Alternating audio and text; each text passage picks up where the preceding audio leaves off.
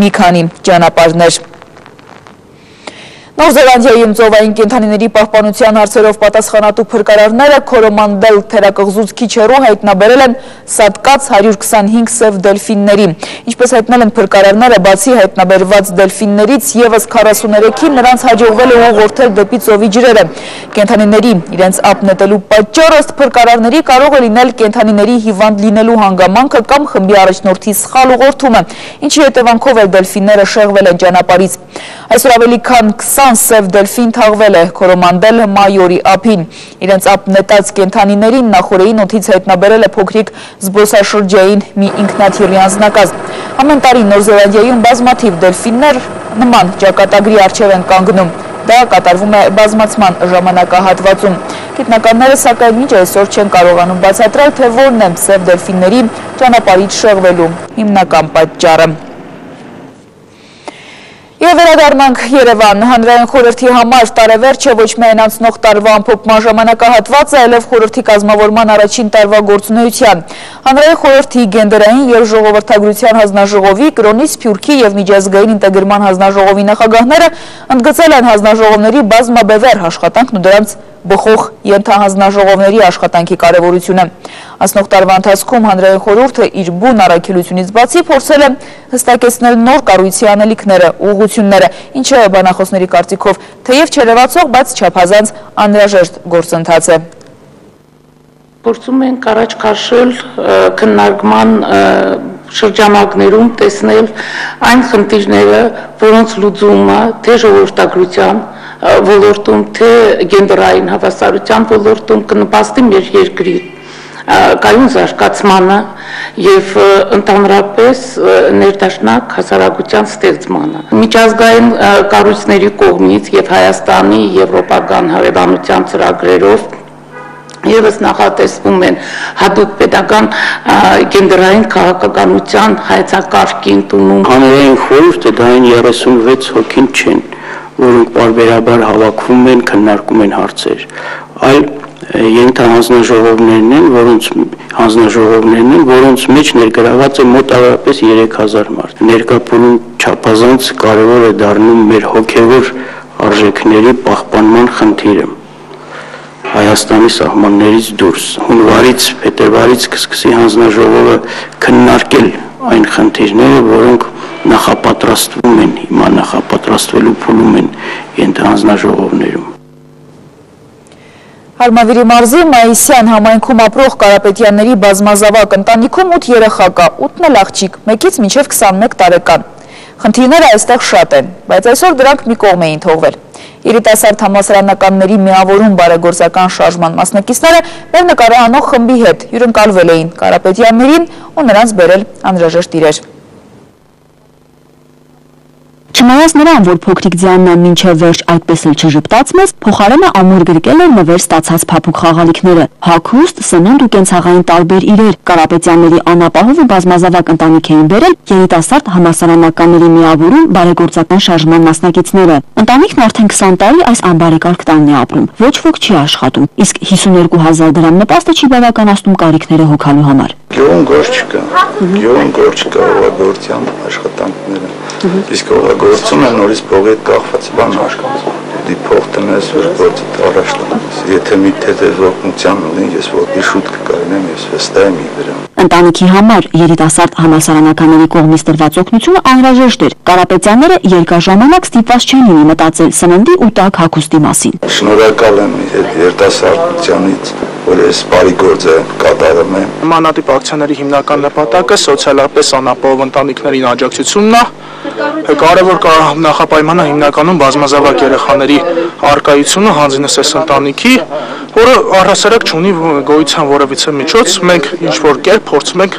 աջակցել այս ընտանիքներին։ Մենք արդեն նախատեսում ենք մյուս մարզերում նույնպես ընդգրկենք անապահով ընտանիքների։ Ողջունելի է այն, որ այսօր հարավոր ուսանողներ, հարավոր երիտասարդներ ցանկանում են գալ եւ օգնել իրենց հայրենակիցներին։ Վերջում, երբ հյուրերն արդեն պատրաստվում էին գնալ, երեխաներն ասացին, որ շատ կցանկանային նաև հեռուստացույց ու տոնածառ ունենալ։ Երիտասարդներն էլ խոստացան մինչև ամանոր կատարել նաև այդ խնդրանքը։ Ռուզան Խաչատրյան, Ալբերտ Եղիգարյան, Արմենիա հեռուստաընկերություն։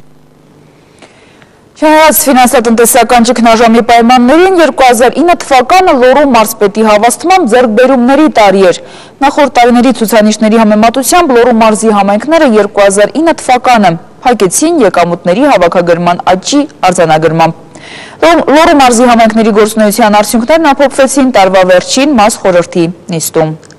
Լոռու մարզի համայնքների գործունեության արդյունքներն ամփոփվեցին տարվա վերջին մարզ խորհրդի նիստում։ Նախորդ տարիների ցուցանիշների համեմատությամբ Լոռու մարզի համայնքները 2009 թվականը փակեցին եկամուտների հավաքագրման աճի արձանագրումով։ Լոռին հանրապետությունում սեփական եկամուտների հավաքագրման միջին մակարդակն է գրավել։ Մարզի 105 գյուղական համայնքներից 11-ը հողի հարկի հավաքագրման ցածր ցուցանիշներ ունեն։ Ընդհանուր առմամբ սեփական եկամուտների հավաքագրումը նվազել է 24 համայնքում։ Լոռու մարզպետ Արամ Քոչարյանը համայնքների ղեկավարներին խորհուրդ տվեց աշխատել բնակչության հետ։ Լոռիում 17 համայնք 100%-ով հավաքագրել է հողի հարկը, 24 համայնք էլ գույքահարկի հավաքագրման դեպքում 100%-ից էլ բարձր ցուցանիշ է արձանագրել։ Մարզ խորհրդի նիստերին եւ բոլոր կարգի խորհրդակցություններում համայնքների ղեկավարներին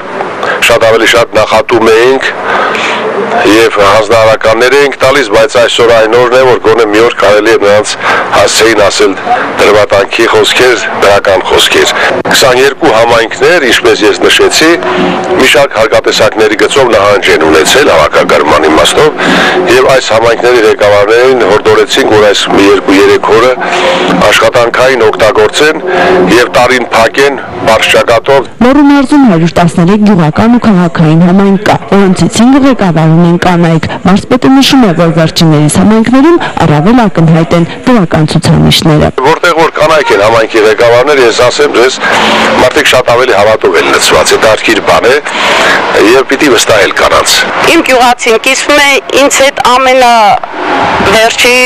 կարիքների, ես հասկանում եմ մտնում տրության մեջ։ 2009 թվականը մարզի համար դրական ձեռքբերումներով տարի է համարում Լոռու մարզպետը։ Տնտեսական ճգնաժամի ընթացքում մարզի արդյունաբերական հսկաներն աշխատեցին, կրճատումներ չարեցին ու արտադրանք թողարկեցին։ Խոսքը Ալավերդու պղնձաձուլական Ախթալայի լեռնահարստացուցիչ կոմբինատի մասին է։ Մարզը հետընթաց ապրեց միայն քիմիական արդյունաբերության մեջ, թեպետ 2010-ին այս ոլորտում բարեփոխումներ են սպասվում։ Համայնքի ղեկավարները տարվա ամփոփիչ խորհրդակցությունից հետո 2009 փակեցին տոնական սեղանի շուրջ։ Անակնկալը համայնքի ղեկավարների համար պատրաստել էր Լոռու մարզպետարանը։ Արամ Հապետյան, Ժան Գալստյան, Վանաձորից, Արմենիա հեռուստաընկերության համար։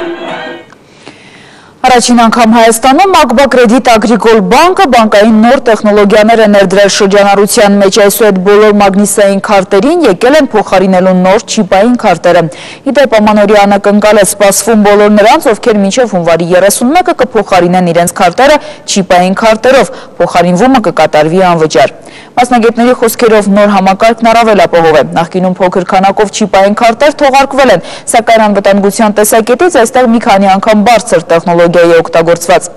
Ինչ է իրենից ներկայացնում այս նոր համակարգը, արդյոք այն ժամանակի պահանջ է։ Հարցերի պատասխանները ներկայացվող տեսանյութում։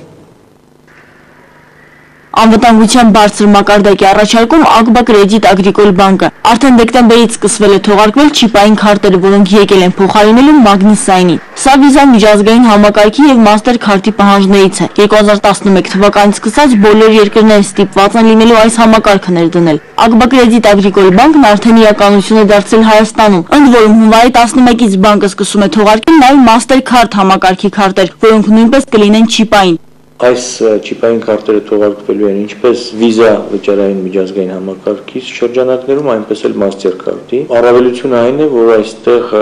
PIN-ով գործարքները շատ ավելի մեծ տեսակարգ են կազմելու եւ նույնիսկ առևտրային կետերում, որտեղ նախկինում ստորագրություն ուներ կատարվում գործարքները, հիմա նաեւ PIN-ային գործարքներ են կատարվելու, որը